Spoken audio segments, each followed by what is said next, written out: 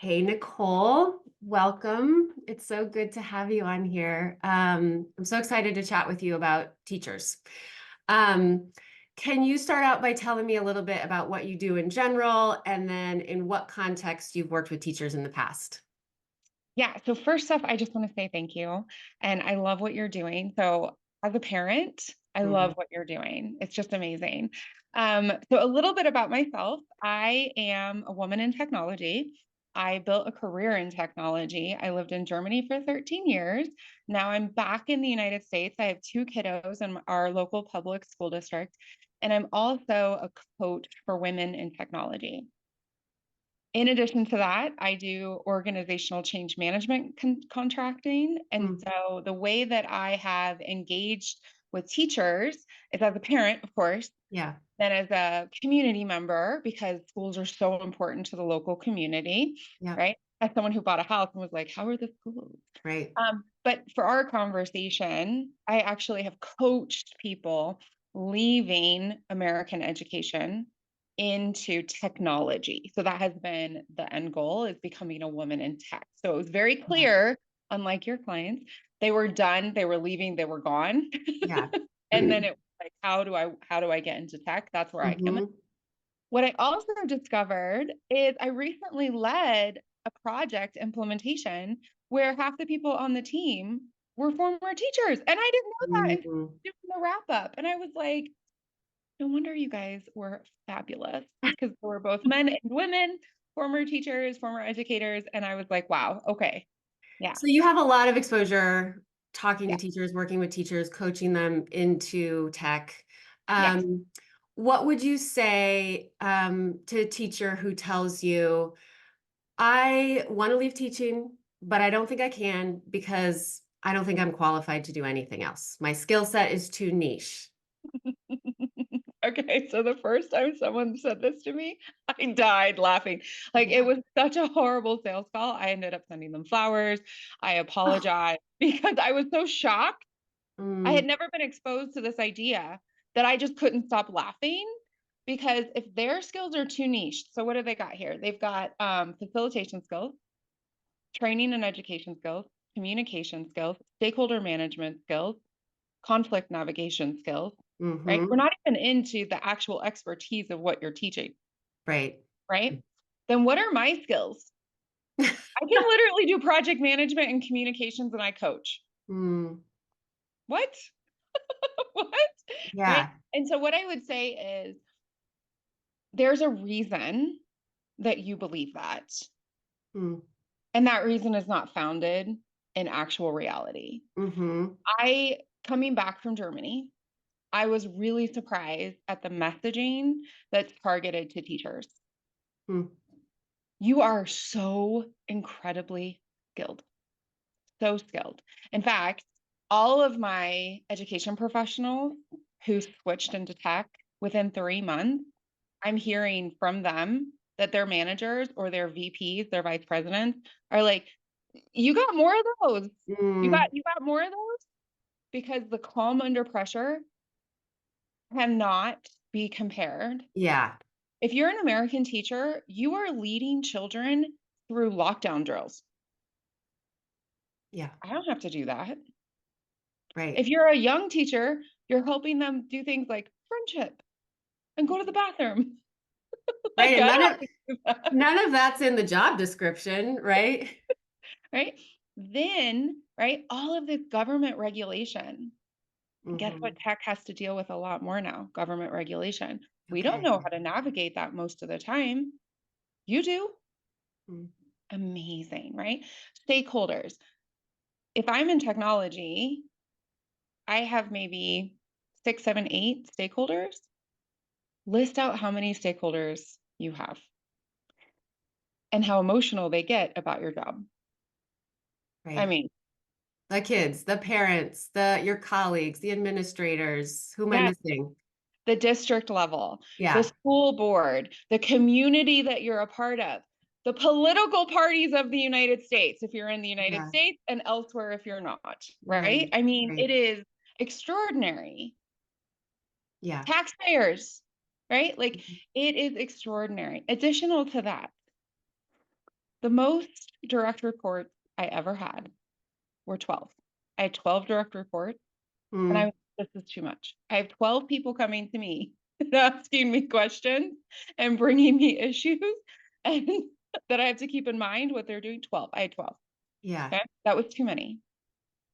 Right. So I would have myself and then my line and then their line. And I would try really hard to keep it to 6 or 7. Mm-hmm. 12 was too many. How many do you have, your teacher?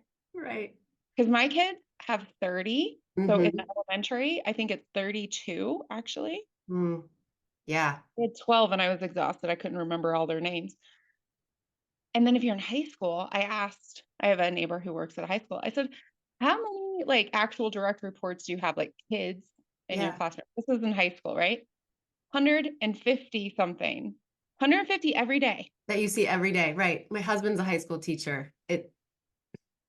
Yeah. Stop it. And in addition to that, my friends, my 12 had prefrontal cortex.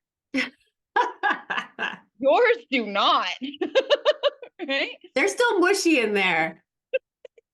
Because I have 2 kids at my house, and I'm always like, God bless the middle school teachers. God bless. Mm, Yeah. So I would just really challenge you in 2 ways. Number one, who is conditioning you to believe mhm. that you have a too niche skill set and why? What's their benefit? And number two, talk to some people who work at corporations Yeah. and ask them, how many people do you work with every day? Who cares about the work that you do to the point where they would get emotional? Mm, How much governmental policy and regulation do you deal with in a month? mm, Yeah, yeah. that's what I would suggest. Challenge yourself that way. Yeah. And the teachers that you've helped move into tech and who you're still in contact with, Yeah. what do they say about their experiences going into tech? Like, how do they compare teaching versus tech and using their skills or what their experience is like? Okay, so as you can tell, I'm a very direct speaker. Technology, we also have a lot of neurodiverse people, which I Mhm. love. And I built my career in Germany. So I'm going to quote 2 of my clients, but Okay. I didn't get their permission to share their quotes. So I'm just going to hold on to their names and identify. Okay. Yeah. Okay. But one is, how do so many stupid people make so much money? When you come in with the complexity and sophistication of your thought process and your work process, you are going to be amazed Mm, at how unsophisticated we are. Our technology is a lot better. Our processes mhm. are a lot better. Our paychecks are a lot better. And honestly, our benefits are a lot better. Yeah. But the work you do is at such a high level of sophistication. So we're not actually dumb, but we don't have to work at the level that you've been Mm, working. That's number one. yeah. Okay. And number two, and then, this is someone who has said this to me many a time. She has said, how am I doing less than half of the work in hours, but also in effort, and I'm making twice the amount of money? Hmm. Yeah. Is Right. it uncomfortable during the transition? Yes. If you decide to leave teaching and you decide to go into a middle-sized company, I highly recommend that you change up your mentors, you change up your Mm, guidance, you change up like how you invest in yourself, if it's a therapist, if it's a coach, if it's friends, whatever, yeah. because you're gonna need support to stay in this shift that you've made, Hmm. mentally, skill level, workload, et cetera. Because one of my biggest concerns, and when I reached out in preparation for this conversation, I reached out to some of my contacts and I said, what are like some of the concerns?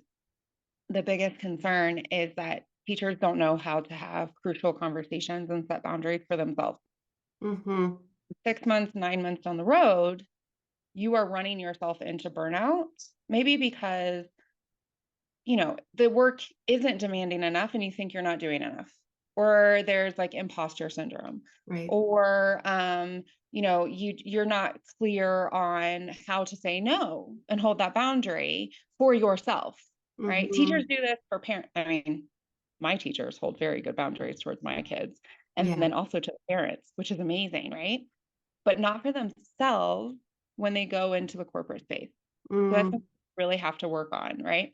And Yeah. so if you make the shift and you go into a middle-sized company, if you go into a global company, if you go into a startup, make sure that you're surrounding yourself with the support structures that will help you shift your behavior Mm, and expectations towards where right. you are. So it's not, you can't just shift into a new field and expect the burnout to go away. You have to do some mental work Yes, to be able to start fresh and set boundaries for yourself, because burnout can follow you that's to right. the next phase. Yeah. Yeah. Because, one of the things in technology that has been very much normalized, and this is why I coach women in technology as part of my story, is that we're stressed out, we're overworked, and we're underpaid. Now, underpaid for us is still a lot of money. Okay. Yeah. It's still a lot of money. However, right. So we have to work on that because the system is more than happy to take every drop of Mm, your effort. And so as a teacher, in my experience and what my clients experience, and also like our data would tell us with rates of burnout and yeah. self-harm and all of the addiction, all of these things in the teaching environment, you are conditioned and probably quite skilled. You're working Saturdays, you're working Sundays, you've got Mhm. the in teacher days are on the weekend. Oh. I have questions, Ah. right? In our district, it just got changed that those are no contact days, I think 2 years Mm, ago, and mhm. I applaud that, right? Teachers are doing so much work for free.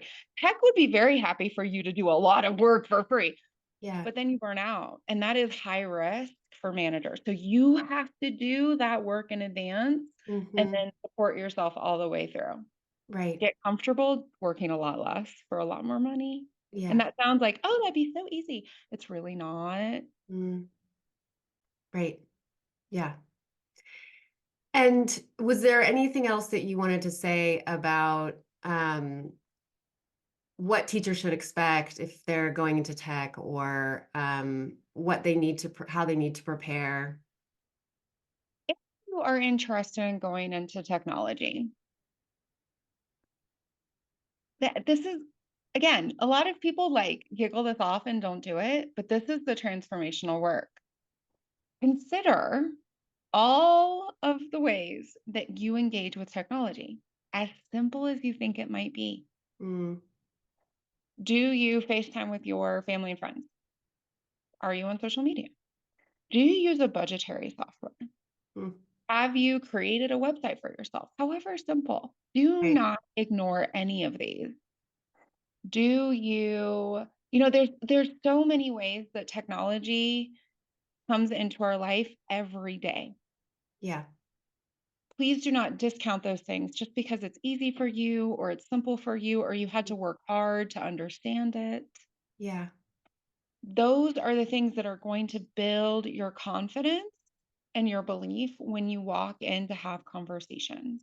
Mm, Other thing about going into tech, and actually, so I can only speak with confidence about going into tech and interviewing in tech because that's my experience. mhm.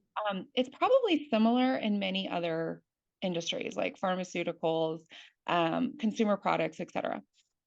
Teachers have a specific way to interview for jobs and request promotions. That doesn't translate well. Yeah. So take what does translate, but here and if anybody watching this wants to have the template for this and the podcast episode for this, like I'm happy to provide it for free. Like I'll just send it, right? Okay. Is when you interview, you are interviewing them as well. Mhm. Okay. And so what that means is that you have to know what you want your outcome to be that you control. Not you get to the next interview because you don't control that, but an outcome that you actually control, right? I felt confident. I asked a question every time. I'll loop back to that. I learned what I needed to learn, right? Then you have to decide how you're going to feel in that. Are you going to feel curious? Are you going to feel confident? Are you going to feel interested? Like you have to decide that. Then for every question that they ask you, what you're taught for teacher interviews, use that because wow, are the answers thorough and Mhm. structured. It's so sophisticated. Like use that. And the last part is asking them a question. Yeah. So if you're asked, why do you want to shift into technology as a teacher? Right. answer it the way you've been trained to answer it. And then you ask a question back, like, why are you interested in bringing a teacher on? Have you had any Mm, experience with teachers who come into technology? What skills that I just outlined do you think are the best fit for this role? yeah. Right? Ask them a question because you need to have this bilateral conversation, right? It needs to go Mhm. back and forth dialogue, right? Or not dialogue, Yeah. yeah, dialogue. You don't want a monologue, you do want a dialogue. See, there we go. You are going to work at a lower level of sophistication when you come over to corporate. I'm a former executive who did communications and I forgot what dialogue meant, right? So that's going to be really, really important for you. And Mhm. also, when you go for a promotion, quite frankly, no established company in tech cares how long you've been with them. They care about your impact. They care about your value. And Yeah. it's not the same process. It's not the same information that's important. It is around, how much money did you make for the company? How much money did you save for the company? What did you simplify? What did you take to that next level of maturity? And why does it matter? Mm. A lot of my teachers got their first promotion within 3 months. That's Mhm. how fast it can go, Yeah. right? Okay. In addition, we're not unionized, so that means you gotta talk to people about income, you gotta talk to people about investment, you gotta, like, actually have these conversations about what is the norm. Yeah. So that those are some things that come instantaneously to mind that you really wanna be doing if you're shifting into tech. Okay. Thank Mhm. you. Yeah, of course. And because you're a parent of kids and you have teachers in your life that way, and because you've worked with teachers, and because this conversation came about because of what I'm trying to prepare for teachers for Teacher Appreciation Week, Yes. what do you most appreciate about teachers? Okay. I'm going to start with a little bit of a story first, and Mhm. then I'm going to answer because I really want to give it context. And I'm not going to cry, but I have tissues here. This is how much it matters to me. Nobody cares this much about technology or process, just FYI. Mm, But now we're talking about like my legacy, right? My yeah. kiddos, these souls I've been entrusted with to bring into the world, to change the world for them, and to help them become the people that they want to be to change in the future. So I had my kids in Germany. I had no intention of ever coming back to the United States. There's no here that's universal. What? There's no proper social. What? You can't ride the train places. You have to have a car. We have 2 cars. Right? Yeah. It's very expensive to live here. And the political system, there's 2 parties. Like Mhm. that's like having a rainbow that has 2 colors. Can we have some colors? I like rainbows. As you can tell, I like rainbows. Mhm. So, however, that being said, I have what I know now 2 neurodiverse kiddos. The system in Germany is elite. Mm. Teachers are paid as much as doctors are, and their pay is connected in some way, shape, or form to what politicians earn. I don't completely understand that Okay. system. It's German. It's perfect, but it's complicated. Okay. And if a child does not learn in a specific way, that child is tracked out very quickly. Mm. So now here I have a child who has been labeled by the US medical system as profoundly gifted and can recognize 3 emotions. Mm. Now, he's been in therapy for a long time. He's had teachers who are amazing, social emotional support for a long time. And so that has changed a lot. But that was not going to change in Germany. So we took a huge risk and we moved to the United States. My career had been asking me to move back to the US for a while. So I moved with my career as an executive. We got to choose where we lived. We chose Colorado. And we did it because we wanted to see this whole project, individualized learning in the United States. Would that be a fit for my kiddo? Both of my children are neurodiverse. Both of them are thriving. Both of them, as I said, are in my local public school system. Mm. What? Yeah. And so, what do I most appreciate about teachers beyond all the skills that I just listed out? Is your belief in the future. Mm. You truly believe in the future. The long term visioning for teachers when they have a moment to breathe and sit down and reflect is awe inspiring. It's awe Mm. inspiring. And I mentioned that project that I was on. One of the biggest criticisms of technology is that we create and then ignore a lot of so-called unintended consequences. Mm, That project team was 4 consequences ahead. So if we do this, this is the result. Okay, but what could be the result of that result? 2 steps. Oh, okay, mm, but that one, 3 steps. And so we made really important project decisions very quickly for a longer term vision, and I was so impressed. wow. Came as a contractor to support, Hmm. lead the project, right? And as I was headed out, I was like, listen, next time, don't hire anybody external. You've got 3 people who all they need is a PMP course, a project management professional course. Hmm. They just need to know the structures and they're golden. Like you do not need to hire someone externally anymore Mm, because of the long-term vision. And that means so much to me because when I'm talking about either of my children with the teachers, we're talking about them in 5 years and 10 years and 15 years. right. And that's something that you can bring into another career Mm, and make a lot more money with a lot less stress. And yeah. we don't expect people to be bodyguards in corporate. Mm. It's assumed that we're all going to hide. So come on over. The water is fine. Thank you. Thank you for sharing that story, and sharing what you most appreciate about teachers. If there are teachers listening who are interested in moving into tech, how can you help them and where can they find you? So the first thing that I really want to encourage you to do is follow along my podcast. It's called Build Your Brave Career. Hmm. I just renamed it. So some of the older episodes are going to be called Celebrate Brave.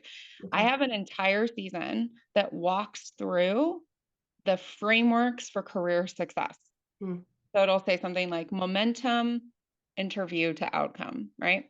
Listen to those and experience those structures in your own life, right? That's my like gift to the world is my act of service that people have this at their fingertips for free. If you want one-on-one support and you have already decided that you are definitely leaving and you want to go into tech, hmm. okay? Then reach out to me, send me an email. We can swing some emails back and forth. You can schedule time with me. We can explore. Yeah. I am very aware of my strengths and of my weaknesses when it comes to coaching. So we have to make sure we're a good fit. Hmm. I'm not the right coach for everyone. Yeah. That being said, if you're not sure, you're like, hey, I really want to make teaching work. I'm actually very passionate, but I'm tired of being underpaid and burnt out. I'd like to only be one of those two. Yeah. Or I'd like to Or figure out how to make zero. yeah, or zero, right? Please engage with Laura. Laura is a great coach. I have experienced her. I have seen her in action. She cares, but definitely connect with Laura. You have 2 different offers, right? You have a one-on-one and you have I a have group. one-on-one and then a course, an online course, and all of it's focused on getting clarity about what you want and getting confidence about what's next. So if you're not sure if you want to go into tech, or you're not even sure what you might want to do, then I'd be happy to chat with you. And then if you do decide you want to go into tech, then we'll move you on over to Nicole. That's correct. Very good.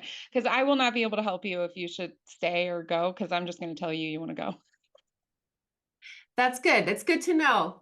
You're not entirely neutral. All right. Well, Nicole, thank you so much. And I'll make sure to put all of the information that you shared, along with this video. Awesome. Thank you so much for inviting me and Yeah. good luck, all the teachers. Yeah. And please just know that it feels right now. I know that it feels right now because I think parents are the craziest part of the whole situation. I cannot believe what my fellow parents think teachers and administrators should be doing. But we're on your side. We actually, at Mm, the end of the day, are on your side as humans. We want to see you thrive. We want to see you enjoy things. We want our kids to have educators who are enjoying what's going on as well. And so you do you. We are on your side. yeah. Awesome. Thank you.